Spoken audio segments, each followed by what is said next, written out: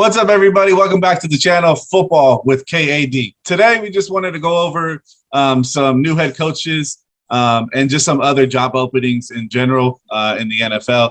We have Nathaniel Hackett, who is now the head coach of the Denver Broncos. Matt Eberflus, Anthony will like this, for the Chicago Bears. We got Josh McDaniels, heads to Las Vegas to coach the Raiders. And then Brian Dabble confirmed to the Giants. So those four are the confirmed so far. And then there's also the other openings, which is the Texans, the Jaguars, the Dolphins, the Vikings, and the Saints. We'll try to just cover a little bit about those and give you our thoughts and perspectives on that. So with that, we want to start the show with Anthony. We'll give him his time to shine with Matt Eberflus. So Anthony, go ahead and tell us what you think about Matt as your new head coach. All right, so at first I wasn't too excited about the pick because I thought we should have went the offensive route, head coach wise. But I'm kind of settled in on it, and now looking back, I like the hire, and the reason I like it is because of the staff that he's put together. He is a defensive-minded head coach, but I think that this would help us in our offense because now our head coach won't be in his own way when it comes to the offense. I think that was the issue we had with Matt Nagy. It was his way or the highway with the offense, and obviously you just can't grow like that.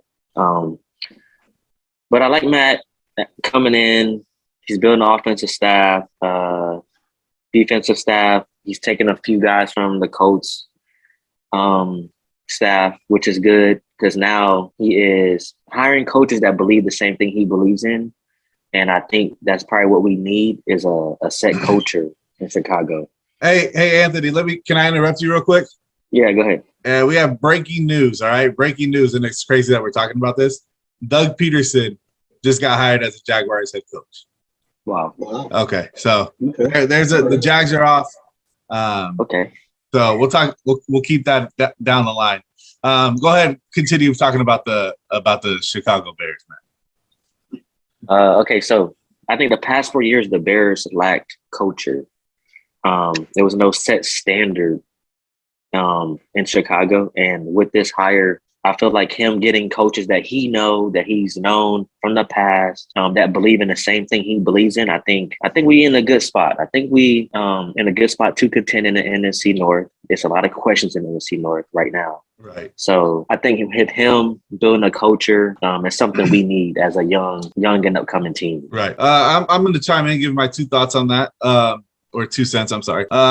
We talked about this. All 3 of us. We talked about who the Bears should go after. I was along the lines of the Bears needed a offensive coach, and the reason being for that is they have Justin Fields, who they just spent early first round pick on. And to me, the way to develop a young quarterback, is to have them under a offensive minded head coach. And I'm not saying the defense Eberflus isn't going to work. Because he's defensive minded, that actually might help him if, like you said, the right offensive minded coaches are helping Justin Fields along in the process. But as far as my beliefs, I think they should have went offensive minded. I think Doug Peterson would have been a great head coach for that spot, or Nathaniel Hackett. That's where I would have went.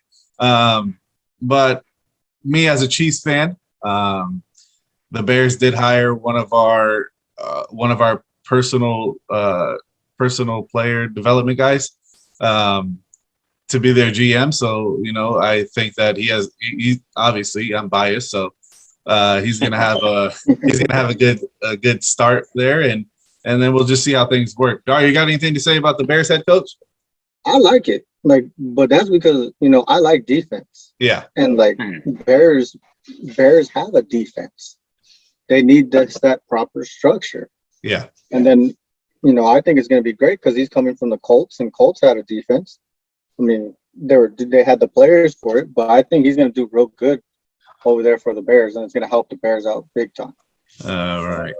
Yeah, I agree. I agree with that. I think the Bears like Anthony was saying, I think the Bears, they are going to benefit in a lot of ways. I think the Vikings are still, I mean, depending on who the Vikings, if they do hire O'Connell, I mean, I wouldn't have went that way. I think the perfect spot for Eric Bieniemy, the Chiefs offensive coordinator, would have been Minnesota. But, the Rams, they're getting their coaches taken left and right. So it kind of makes sense, Yeah, I was going to say they can't take them until after the Super Bowl, though. Yeah, exactly. So, yeah. Talking about O'Connell, and the Jaguars, I know the Jaguars, like we had mentioned a couple of minutes ago, that they just hired Doug Peterson. They messed up the interview with O'Connell. They wanted to interview him, but they didn't get the interview request in before the divisional round, so he wasn't able to interview. And they thought, I don't know what the Jaguars were thinking in the whole process, but just they weren't able to do it. So I think that wraps up Matt Eberflus. Let's move on to Nathaniel Hackett. Now, Nathaniel Hackett, obviously, a lot of people know as the offensive coordinator for the Green Bay Packers. He is now the head coach of the Denver Broncos. So he moves into the AFC West, who also got another head coach, and we'll talk about McDaniels here in a bit. But Dario, let me hear your thoughts on Nathaniel Hackett to Denver. Honestly, it could be good, it could be bad. The Broncos they're not like a contending team right now or nothing like that. So they're rebuilding. So it's like, right. He's going in there and he's looking at like, what do I have? What do I have to work with? Like, is Drew Lock the answer for them, or who else are they going to work with, or they're going to get another quarterback? Because Teddy, they were back and forth. Teddy Bridgewater wasn't doing much, so I don't know, man. It's a hit or miss for me.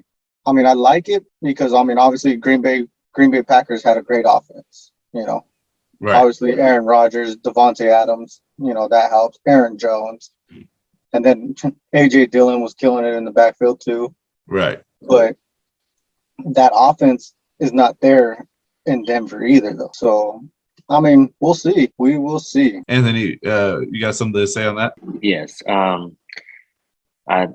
Finally, the Denver Broncos went offense for head coach. Yeah. The defense is not the problem. The offense is 100% the problem. Right. And I look at Denver, they have skill at receiver. Running back, they are okay. I like Williams. Williams is good. Yeah. I think they're a quarterback away. I think if you get Nathaniel Hackett in that draft room and he has the eye test to find a quarterback that he can have fit his system, I think the Denver Broncos could contend.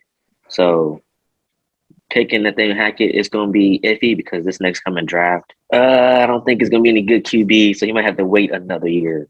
But yeah, their defense, man, their defense too isn't all that either. It's better than most, but another thing, free agent quarterbacks, maybe you can get a free agent quarterback or trade for one out there in San Francisco. Never know. Yeah, actually, I like Nathaniel Hackett as the head coach. I was originally saying, I think the Bears should have went that direction because at least with the Bears, you have a quarterback, right? Justin Fields was one of the top drafted quarterbacks last year. In my opinion, Drew Lock is not the answer.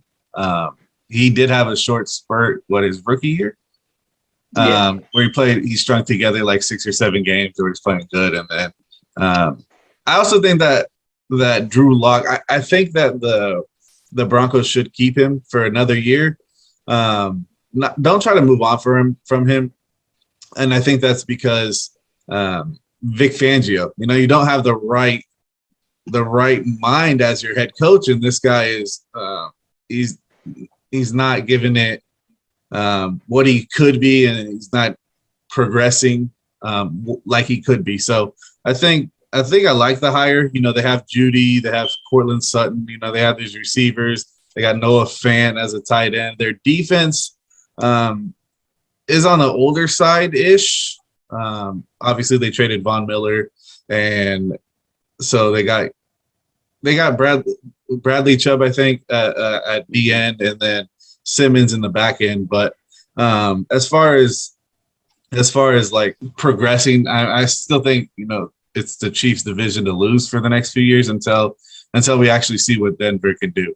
And with that being said, I'll bring up the Josh McDaniels hire to the Raiders. Now, to me, this hire is like it could be great or it could be the worst thing for the Raiders. And the reason I say that is because what is he going to do at quarterback?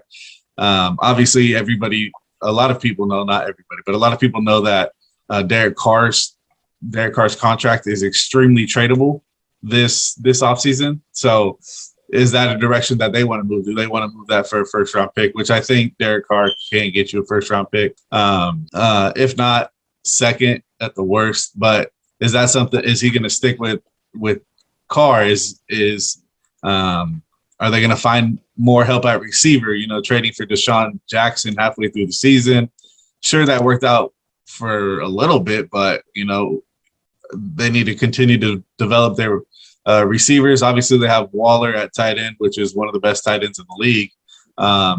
There's still a lot of pieces away on defense as well. Obviously, Crosby coming off the edge is an animal, but that's why I think they could go one of two ways. I don't really, when McDaniels got his first shot in Denver, he had Tebow and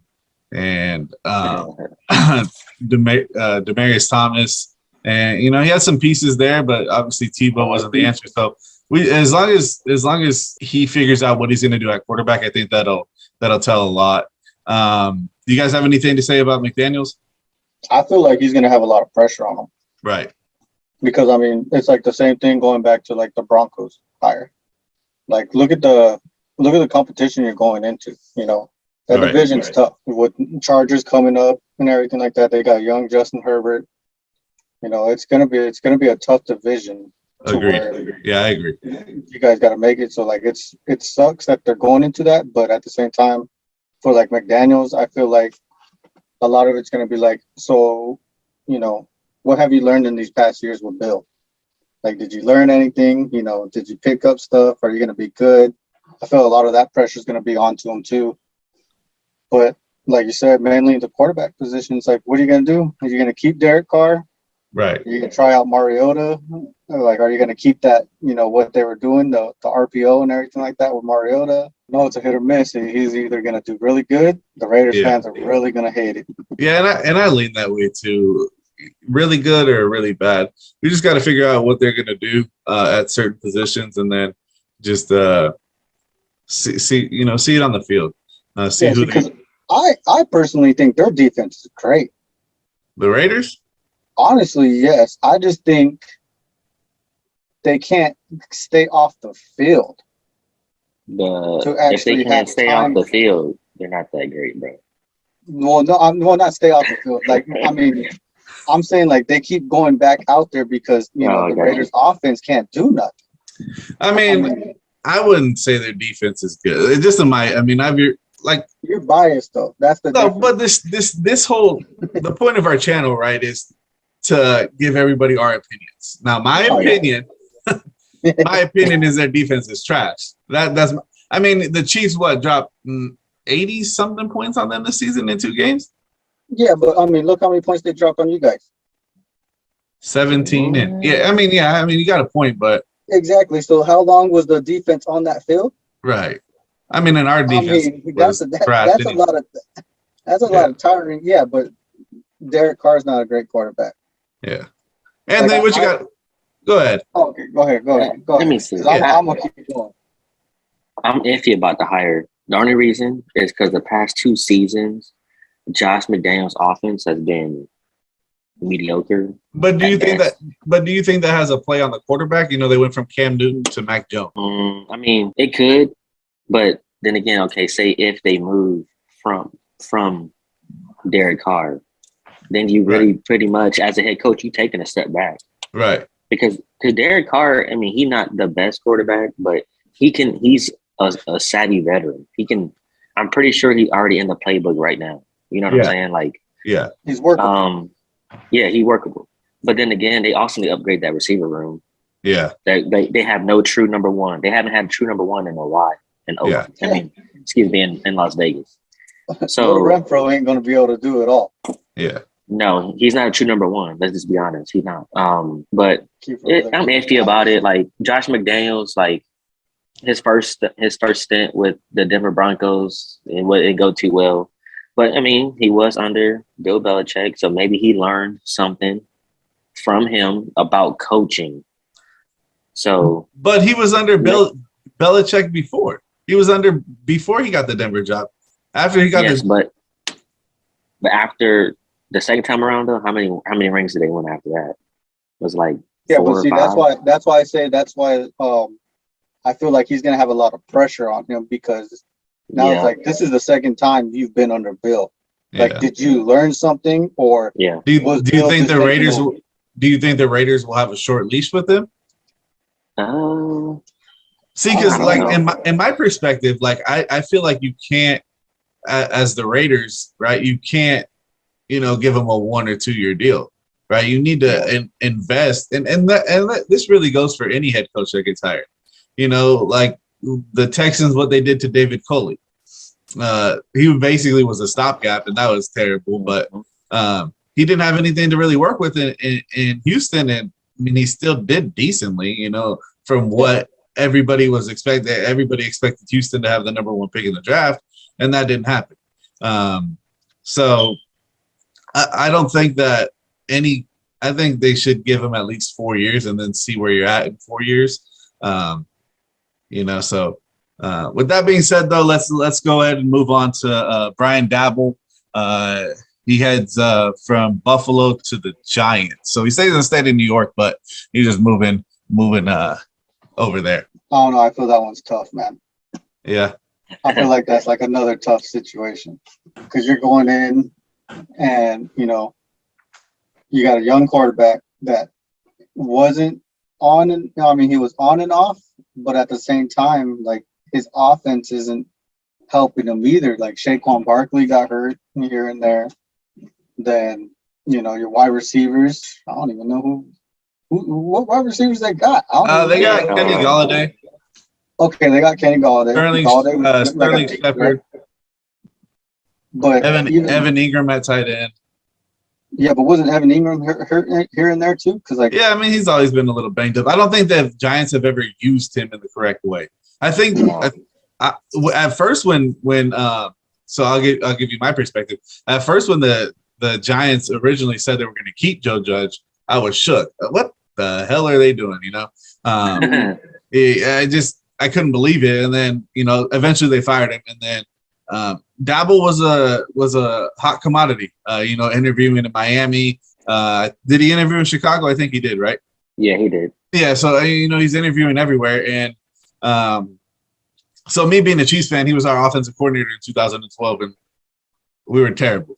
Now that's not all his fault, but I see that, and it kind of makes me think. But then he had to rebound in Buffalo with Josh Allen, so I don't know if Daniel Jones is gonna bring out anything, if Dabble can bring out anything in Daniel Jones, but it's gonna be interesting to sit back and watch. And then again, what Dario was saying, what he was alluding to was we don't know if they're gonna move on from Saquon Barkley, or what moves they plan to make. So it's just gonna be interesting to see. Anthony, what are your thoughts on Dabble? Dabble getting a head coaching job was writing on the wall. I knew it was going to happen this time around. I just didn't know what team. The Giants, though. No, fun fact, not one receiver caught a touchdown this season. That's a couple years ago. That's tough, man. And you gotta. If I'm Brian Dabble, I'm putting Daniel Jones on a short leash.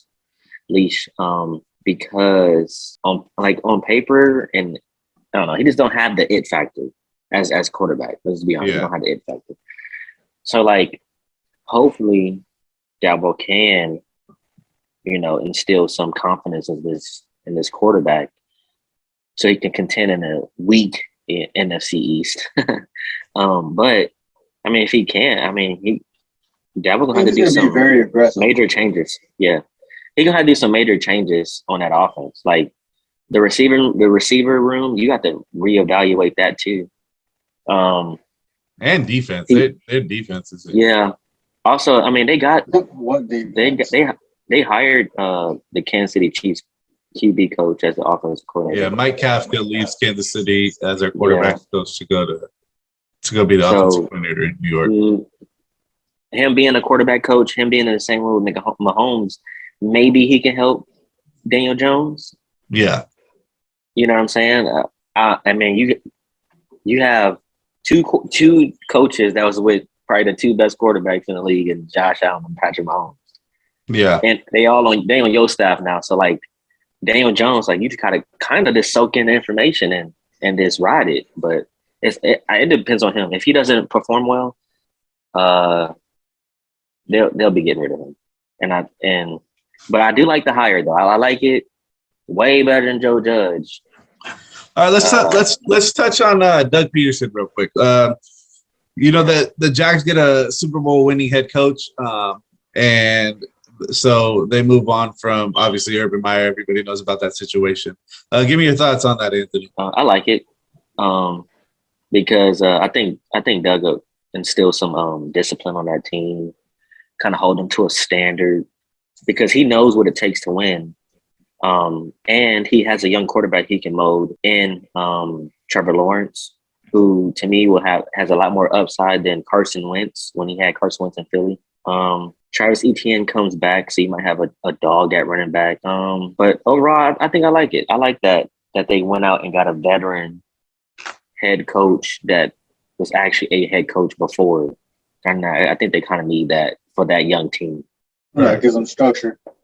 Yep. Yeah. Dario, what do you got on that? I like it, man. I mean, because, we were watching the Jags kind of just fall apart from the staff to, like, everything else. It just started like a domino effect and it was getting bad. And it kind of sucks for Trevor Lawrence because he's, he didn't really get the guidance he needed. So, like, he didn't really show out like he was supposed to show out. Right. So now, I mean, hopefully it is a turnaround for the Jags, but we'll see. Yeah, I think it's a great hire for Trevor Lawrence's sake in that offense. We got to see what they do in terms of who they draft and what free agents they target to see kind of what Doug Peterson's vision for the Jaguars is. And I actually like it when Jacksonville is actually good. I think it reminds me of when they had Fred Taylor. Yeah, it was Fred Taylor. Fred Taylor, Mark Brunell, and all them. So I guess we'll just have to wait and see. And then some things I want to touch on real quick before we hop off. The Vikings, it's not confirmed yet, so we're just going to wait to talk about O'Connell.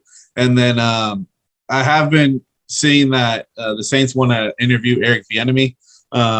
One thing real quick I want to touch on, if Eric Bieniemy does not get hired in this coaching cycle, essentially Mike Tomlin's going to be the only black head coach in the NFL. And by all means, obviously there's Ron Rivera, who's the Hispanic, right? So you'll only have 2 minorities out of the 30 head coaches, which is mind-boggling to me because there's so many qualified black coaches that should be head coaches. Brian Flores, Miami, you fucked that up. I'm sorry, but you did. And let me hear you guys' thoughts on that. I don't even think they should have let him go. At all. But at the same time, look at all the rumors that are going around, and then look at everything. I mean, I say the rumors right now because nothing has been really official. Yeah. But you got Hugh Jackson coming out saying hey, I'll help you, I'll back you up because it's happened here in Cleveland. And then one of the secondary coach for the, can't remember if it's Pittsburgh, but I think it is. He came out and said that he had basically just an interview in 2018 with Detroit, basically to satisfy their Rooney Rule. So just hearing about that and all these other stories is insane. Yeah, I feel like the Rooney Rule's just there, just to be there, not to actually follow it. Anthony, what do you think? Hey man, it's 2022, man. We need to just measure people just off the character of people, man. Not the skin color. Hell yeah. Brian Flores is a great coach. what he did with Miami, yes, I get it. He didn't make any playoff appearances, but they were going upward. You know what I'm saying? They got better every year. Yeah. Another coach back in the day, Jim Caldwell. Yeah. I mean, how many coaches was winning with the Lions? Right. You know what I mean? The Lions. Come on, man. Yeah. I don't know. We need to see some type of change because it's some qualified coaches. You know, they're black, Hispanic, minor. I don't care what the skin color is. If you are a leader of men, you can get these guys to play football. Yeah. You can win games. You should get the job. I agree. All right, guys. So that's gonna do it for today's episode. Don't forget to hit subscribe. Like the video. Like the video. Follow us on Twitter.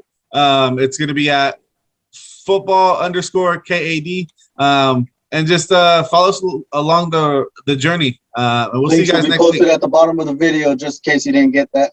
Yes, sir. Follow us.